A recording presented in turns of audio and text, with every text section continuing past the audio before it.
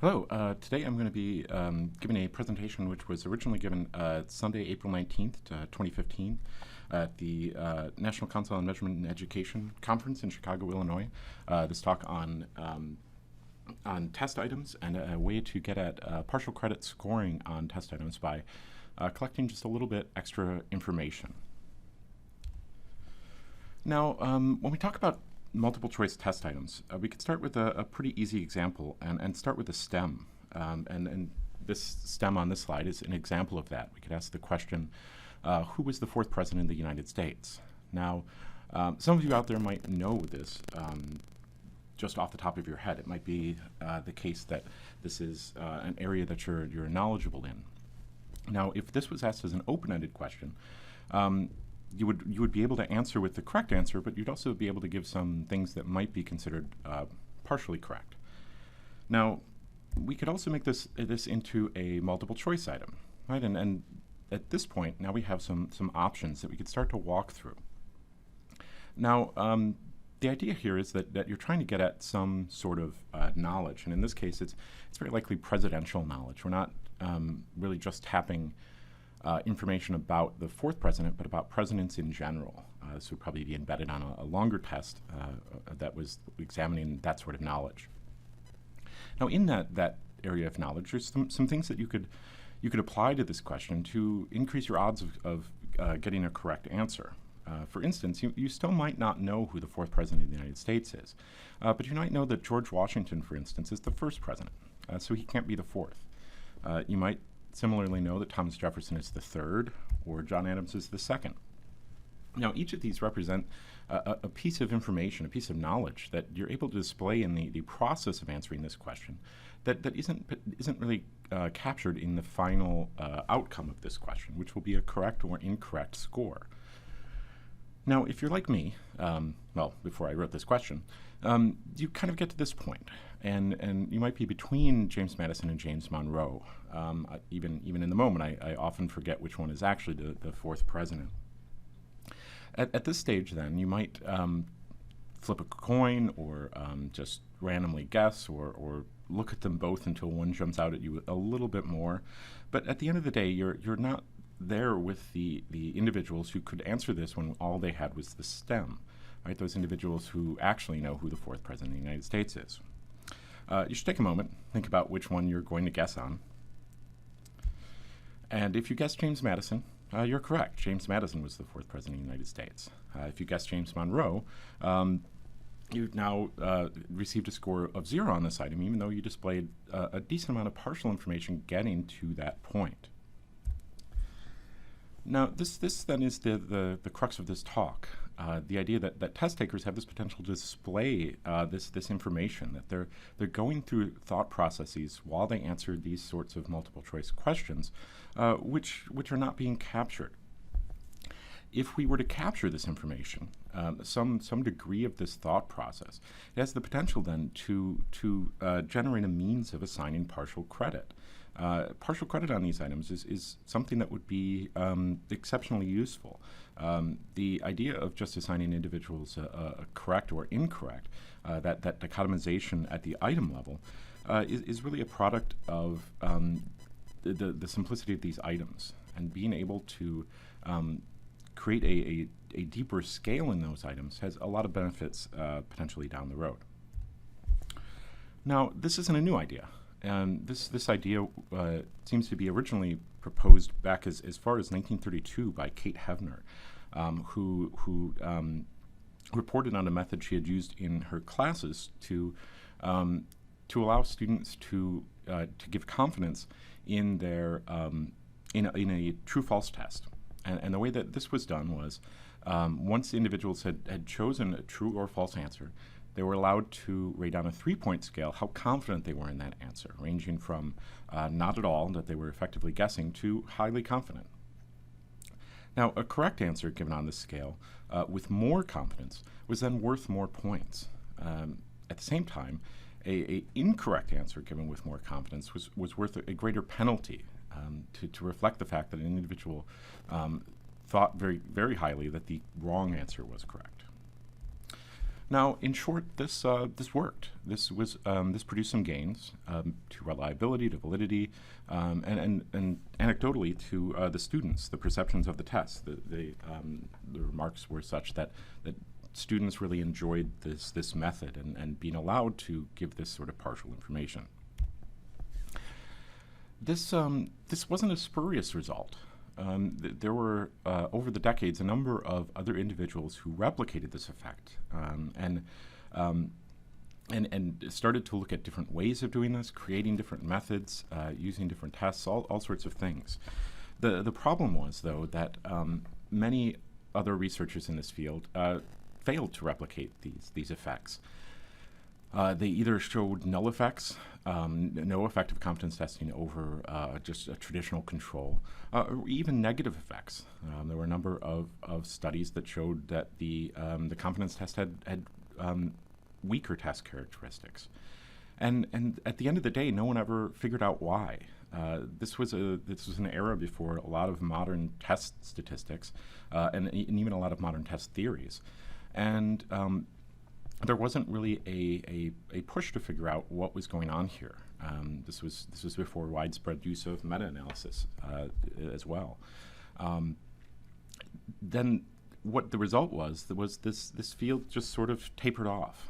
And on the individual item, we're back to where we were in 1931, neglecting to collect any extra information which could be potentially used to make the test better. What this study is looking at, this study set out to examine a number of test characteristics that might influence competence testing and then the relationship of competence testing to control testing.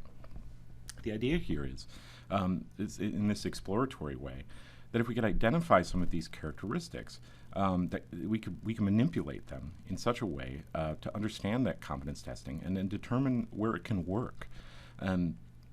If we know that it works best on, say, easy tests but not difficult tests, then we know where to use and where not to use it, or how to frame it in different situations.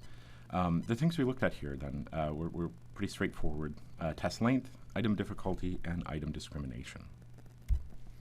The test was fairly straightforward. It was an analogy test drawn from practice items from very common tests, ACT, SAT, GRE.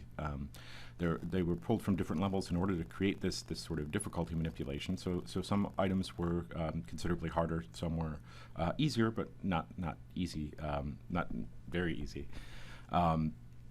This is an example of one. Bird as to nest as these choices. The participants in all conditions were told that there was only one correct answer to each item, which was true. But for the most part, this is a pretty standard test. We collected data then on 128 students, randomly assigned roughly evenly to two different conditions. The control condition was fairly simple. These individuals were instructed to simply take the test and as normal, and received 1 point for each correct item that they completed. The confidence condition was a little more complicated. They took the test in this situation that we created in order to try to replicate as many aspects of some of these earlier competence testing methods as possible. And I'll show you this on the next slide. So this is partly what this looked like to participants. I want to start with this left side. You can see that the right side is grayed out. That was not shown to participants. The participants normally saw everything, but I just want to focus on this left side to start. The idea here is, just like we walked through that item with presidential knowledge, there is a thought process that seems to be fairly consistent in individuals. In eliminating choices and selecting then the remainder as correct and then choosing from them in test takers. The way this was framed then is that individuals could either start on the eliminate side or start on the correct side and start doing that same process. So if answer D was George Washington and answer A was Thomas Jefferson and I forget if answer C was John Adams, you might eliminate those as incorrect immediately and then look at what you have left and make your decisions there. It might be that you decide on just one of them, but it might be that you decide that you can't decide and that you stop before that last point of being forced to choose. This is, in fact, actually cutting parts of this process out, that part where we as test administrators are forcing individuals to guess on test items. The idea that was then told to these participants was that they could choose as many answers that they thought were correct as they wanted. Again, they were told that there was only one right answer. But by selecting more than one, they would get partial credit if one of those answers that they chose was the correct answer. Now, beyond this, again, to try to replicate as much as possible from this earlier literature in one place, we also added this 10-point scale on to allow individuals to weight those choices that they thought were correct. This was done by assigning numeric values to them in a way such that that the proportion of points on this scale, on this 10-point scale, that were given to any individual response, that proportion is then the proportion of the total score on the item that they would receive. If they, again, were between Madison and Monroe, but they liked Madison just a little more, they could perhaps put a 5 on that and a 4 on Monroe. If they were twice as confident in Madison, they could put, say, a 4 on Madison and a 2 on Monroe. This 10-point scale was chosen to give them a very, very wide range of possible options here. But at the end of the day, it didn't really work in any substantial way, which we'll kind of see in the results. So when we look at those results, you'll also see a condition called simplified confidence, which is not a separate condition, but really just a stripping away of the information that's in those weights to weight things only on these first two columns. Now, the scoring, at the end of the day, is really fairly logical. I'll go through this a little bit. But in terms of it, the idea is sort of what I just described on that last slide, that individuals are placing some degree of confidence in each of these items through either weighting or choosing a number of items. And by doing that, they're assigning that confidence proportionally. The proportion of confidence or weighted points that they place in any given correct answer are the proportion of points on that question that they will get for that response. Now, there's some simple parts here. The first two deal with the fact that if the individual only chooses the correct answer and nothing else, they'll get 1 point, the same as a normal test. A normal test is actually a specific case of this general condition. If the correct answer is not chosen at all, if it's eliminated, the participant gets 0 points. Right? We don't have to score this in any fancy way. Now, if a response is given between a few different answer choices without weights, the participant gets points such that the points they get are 1 over the number of choices they picked. So in my example that I keep using with Madison and Monroe, if I were to choose both of those, I would get 1 over 2 points, or half credit on that item. If I were to choose 3 of them, I would get 1/3 of the points on that item, and so forth. If I had no idea and I selected all 5, I'd still get 1/5 of the points on that item. It's an admission of guessing, but it is a way to get the points that are the expected value from a series of those items.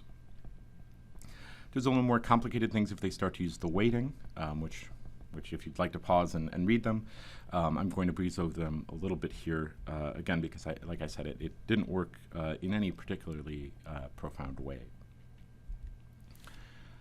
Now, looking at the results, we could look at them in a way that examines this test at the 60-item level. And this is a way that this test would have been examined back in this literature. This is the sort of big picture, cross-sectional cut that examines these statistics once. And this is exactly the kind of mindset that painted this field into a corner. That that we really only looked at one element of this, and the verdict was thumbs up, thumbs down on that study. What we see here is that we do get a increase to alpha and a little bit to validity in terms of this confidence test. As well, the simplified confidence, like I said, stripping away that weight, doesn't really have any substantial impact. We'll get to this later, but it does seem to be very, very closely tied there. Now, we could also look at this, though, if we had this test and we decided for some reason to only give the first 10 items. Now, if we only give the first 10 items, the control test is not great. The alpha is actually fairly low, certainly below a usable cut. The confidence test, while still low, is usable, maybe at the kindest, and quite a bit better than that control test. The validity has also jumped around a bit. The validity at this level is actually higher, and without going into it too deep, as it's beyond this presentation, the validity did some strange things throughout this test, and kind of warrant some future study on that.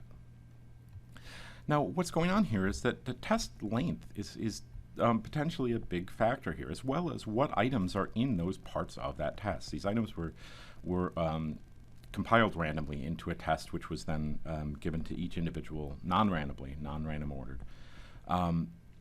But it depends on where some of those difficult items or easy items or high discrimination, low discrimination items are in terms of what is playing out here with this 60 to 10 split. Now, we could look at this quite a bit deeper, actually, if we do some fairly simple bootstrapping on our reliability estimates. And the way we could do this is by looking at each length of this test, starting at 2 items, and pulling, this was done with 1,000 resamples, pulling 1,000 pairs, for instance, at two items, and taking those reliabilities and then finding the mean of that. That gives us then an estimate of what tests we could potentially ever build with these items, all the way up to our 60-item test. What you could see, again, is that our simplified confidence is right on with our main confidence condition. There's really nothing lost by stripping away that weighting. At the same time, we get a sort of gain that is starting here at the beginning to widen between these two tests, but then slowly to start to close. We were thinking that this would close by 60 items, but it doesn't seem to be. It is the case that this should plateau, this confidence testing condition, and that this should eventually catch up to it. The idea simply being that the more items that are given on a control test start to capture the same information that is lost on any individual item. This should eventually catch up. We could also, though, look at things like discrimination of the items. We piloted these items first and broke them down by the 30 items that were the highest discriminating items and the lowest discriminating items in terms of those item total correlations. And what we find is a pretty interesting interaction here. Not statistical, this is all on reliabilities. But a very clear trend. If we had only administered a 30-item test that was very high discriminating, a very good test, what we would find is a null effect. There's a marginal improvement in the confidence test, but certainly nothing to speak of, and it could go either direction, certainly by noise. And the control is right there with it. A control test with very good items, very highly discriminating items spread across a range, potentially captures all this information. And this then might be some of what was happening as this field progressed, and people started using better and better tests. What we see, though, on the side where we have 30 lower discrimination items, and this is not shocking since discrimination plays so much into reliability, is that the reliability of that control test goes basically to 0. This becomes an unusable unidimensional test at the very least. While the confidence conditions, both of them, stay up in this usable range. They're much more robust to this loss of discrimination in each item, perhaps because this method is recapturing some of that which is lost in that loss of discrimination. Difficulty also had a sort of weird effect here that was a bit unexpected. We had some early hypotheses about how this would play out, and honestly, difficulty worked the opposite way we would have expected. But this does set up something for potential replications. What we're seeing is that on the easy items, so the 30 easiest items on this test, we're getting a good boost in the confidence condition. We would have seen, if we had just used an easy test, a boost here and said, well, confidence testing works.